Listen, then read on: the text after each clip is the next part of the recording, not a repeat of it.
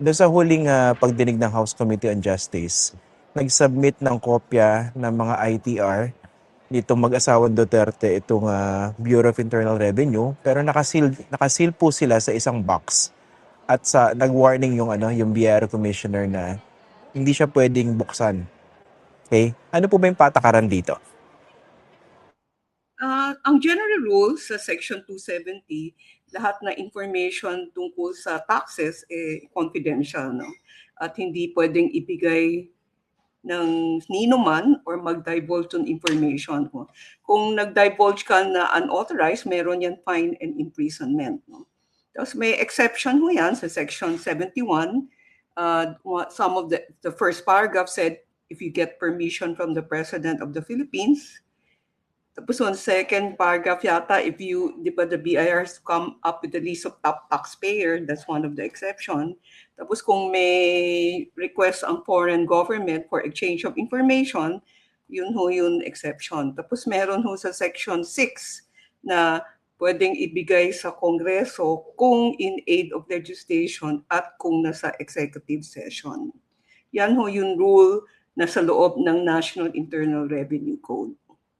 Okay. Dun sa two specific exceptions po, no? Dun sa in aid of legislation at saka executive session, ang ginagawa kasi po ngayon na impeachment proceeding, in particular impeachment hearing sa level po ng House Committee on Justice, meron po, nagpo-fall po ba yun to, under any of those exceptions that you mentioned? No, it does not fall into the exception, no? Because this is an impeachment proceeding. No? You're not going to come up with any law, no? And it's not even in executive session because it's even televised, di ba? So it does not fall in the exception under Section 6.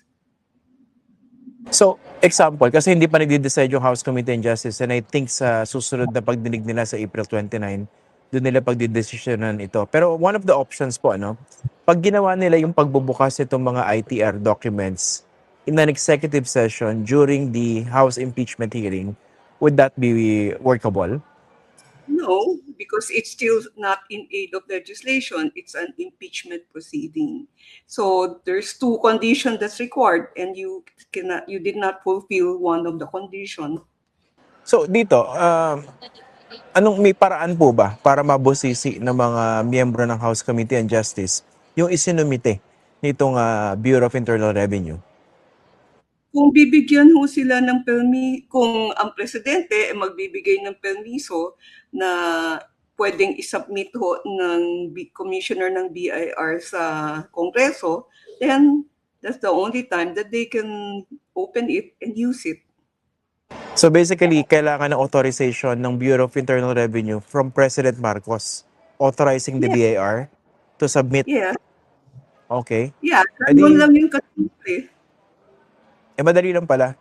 Ba't pa nila pagdedebatihan? Yun lang pala kailangan. Yes, ganun lang yung kasimple. So, written authorization from the President of the Philippines. Okay. Pero yung po, ang gusto ko itanong, Commissioner, the fact na sinabit na nila yung mga dokumentong hinihingi ng House Committee on Justice, pero nakaseal, that act in itself, what do you think of that?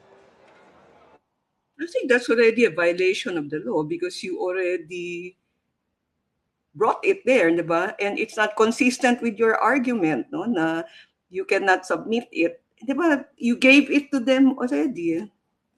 Isn't that already submitting to them? And in fact, parang you're avoiding your own responsibility by shifting it to another person. Parang sinasabi mo, di ba? Kunyari, may kinuha kang tao, di ba? Bawal kang pumatay ng tao. Hindi ikaw pumatay, pero sinabi mo, okay, entrega ko na sa iyo yan, ikaw na bahala. Di ba? Parang you're tempting them to kill the person. So when that person get killed, di ba kasama ka rin doon? Sige po. Puntahan ko ng... That's an extreme analogy, no? Pero yun. Definitely magkalayo naman yung example yan. Pero ano lang naman, by way of, tawag dito, analogy. Okay. Anyway, puntahan po natin itong yung hindi pagdeklara ni Vice President ng kanyang mga cash on hand at saka cash in bank. for specific number of years in her statements of assets, liabilities, and net worth. Uubra ba yung dahilan na sinabi ng abogado niya na hindi dineklara yan, wala lang sa line items na binabanggit na yon, pero nakapaloob siya doon sa others? Ano pong tingin niyo ron? First, no, yung SALN is a snapshot of a certain period of time, which is December 31 of that year, or when you assume office, on the day you assume office, or on the day you leave office. No? So it's a snapshot of what your asset is. Pwede kung sa pwede, pero hindi ka paniwala. No? So kasi yun pag-prepare mo ng SALN is you use the commonly accepted principle of preparing a financial statement. No? And it's very clear what cash is, what cash in bank is. Diba? So, dapat nun, kung talagang cash yan at cash in bank, dapat nilagay nyo dun sa cash and cash in bank. Ngayon, sa others, kung nandun yan sa others, kailangan yun, okay, explanation mo yan, others. Pero yung amount, diba, magtutugma pa rin kung kunyari may paper trail yan, magtutugma pa rin siya, no? Pero dun po, ano ba yung rhyme and reason behind a separate item for declaring cash on hand and in bank sa SALN? Hindi. When you're required to put cash, because that's a normal asset everyone has, no? Maskin ikaw, kung ikaw ay ordinaryong tao, normally meron kang cash. Diba? Tapos yung cash in bank, normally rin meron kang savings account. Lalo na kung nasa gobyerno ka, kasi yung payroll mo nasa bangko eh. Hindi naman yan binibigay as cash, no? Tina-transfer yan sa ATM mo. So, ang presumption, meron kang bank account. So, dapat nandun yan sa cash in bank. And presumption rin nun, meron kang pera na cash at any given time, diba? Kasi pagbuksan mo yung wallet mo, may cash yan eh. Diba? So, normally, may amount yan. Parang very, very rare or difficult to understand na walang cash in bank ang isang tao at walang cash in hand. Lalo na, kung yari, ikaw may negosyo, no? Like for example, si Attorney Carpio, syempre, abogado yan, meron yan natatanggap ng mga fee, retainer fee, syempre meron ho siyang saan ba yan papasok? Di ba? So, dapat na sa cash in bank kasi binabayaran ka ng cheque. Maskin bayaran ka ng cash, di ba? Bank transfer yan. So, normally, dapat meron ho yan. No? Pero, like I said, it's up to them to explain bakit ba ganun at bakit nyo nilagay sa others. Kung totoong nilagay sa others, no? Pero sa karanasan ninyo, no? Ano yung mga nakikita yung possibility kung bakit hindi dineklara during this specific number of years, when in fact before that, until 2018, naka-declare separately yung cash on hand at saka in bank?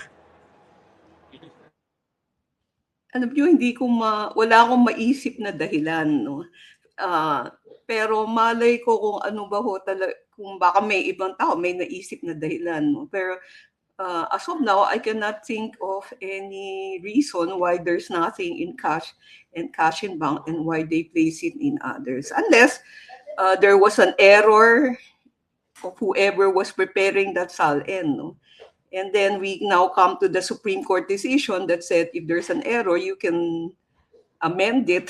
Diba? Kasi may Supreme Court decision na pwede mong i-amend yung SALN mo. No? Which I don't really agree, no? Pero yan yung jurisprudence ngayon. Pwede mong i-correct ang SALN mo kung nagkamali ka. Pero wala bang condition yung error sa SALN? Kunwari, dapat ba error in good faith? Paano kung meron talagang willful action or intention not to disclose certain items? And it's for the accuser because you have to prove willfulness. Mahirap i-prove ang willfulness kasi kailangan ipakita mo talagang may intent, no?